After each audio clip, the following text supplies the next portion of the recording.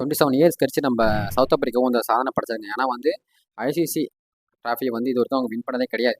ஓகேங்களா? அதனால் வந்து இது அவங்களுக்கு மட்டும் ஒரு வின் கிடையாது, அவங்க நாட்டுக்கு ஒரு வின்.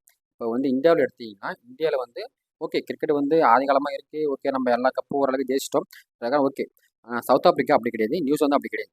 அவங்க நாட்டில் வந்து கிரிக்கெட் வந்து அந்த அளவுக்கு இப்போ வந்து முக்கியத்துவம் யாரும் தரதில்லை. ஏன்னா வந்து எந்த ஒரு டோர்னமெண்ட் ஜெயிக்க மாட்டாங்கன்றதுக்காக வந்து அவங்க நாட்டில் வந்து அதுக்கு வந்து முக்கியத்துவம் தரதில்லை. இப்போ நம்ம T20 வேர்ல்டு கப்பில் கூட நம்ம இந்தியா ஜெயிக்கணும், சவுத் ஆப்பிரிக்கா ஜெயிக்கணும் பார்த்துருந்தோம்.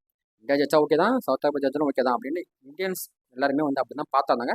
ஓகே நம்ம வின் பண்ணியாச்சு. அவங்க வின் பண்ணியிருந்தாங்கன்னா அவங்க நாட்டில் இன்னும் நிறைய பேர் உள்ள வந்து கிரிக்கெட்டை வந்து இன்னும் ஃபுல்லாக எடுத்து ஆடுவாங்க அப்படின்றதா ஒரு மைண்ட் செட்டு. ஓகே அவங்க இந்த மேட்ச்சுக்கு அப்புறம் இந்த டெஸ்ட் சாம்பியன்ஷிப் ஜெயிச்சதுக்கப்புறம் இன்னும் அவங்க நாட்டில் நிறைய பேர் உள்ளே வருவாங்க, விளையாடுவாங்க. ஏன்னா வந்து புதுசாக எந்த பிளேயருமே உள்ளே வரல. ஏன்னா நம்ம இந்தியாவில் பார்த்தீங்கன்னா புதுசாக உள்ள வந்துனே இருக்கிறாங்க ஆள். ஆனால் சவுத் ஆப்பிரிக்கா பொறுத்த வரைக்கும் அந்த அளவுக்கு புதுசாக வந்தாங்களா அப்படி யாருமே கிடையாது. ஏன்னா அந்த அளவுக்கு அந்த நாட்டில் வந்து கிரிக்கெட் மேலே அந்த அளவுக்கு ஆர்வம் எல்லாமே இருக்குது. நம்ம ஒரு வீடியோ போட்டிருந்தோம், ஆஸ்திரேலியா தான் ஜெயிக்க வாய்ப்பு இருக்குது, ஒரு 90% வாய்ப்பு இருக்குன்னு சொல்லி. ஏன்னா வந்து அவங்க பேட்டிங் ஆகட்டும், பவுலிங் ஆகட்டும், ஃபீல்டிங் ஆகட்டும் எல்லாமே வந்து டாப் கிளாஸில் இருக்கும். சவுத் ஆப்பிரிக்கா ஓகே தான்.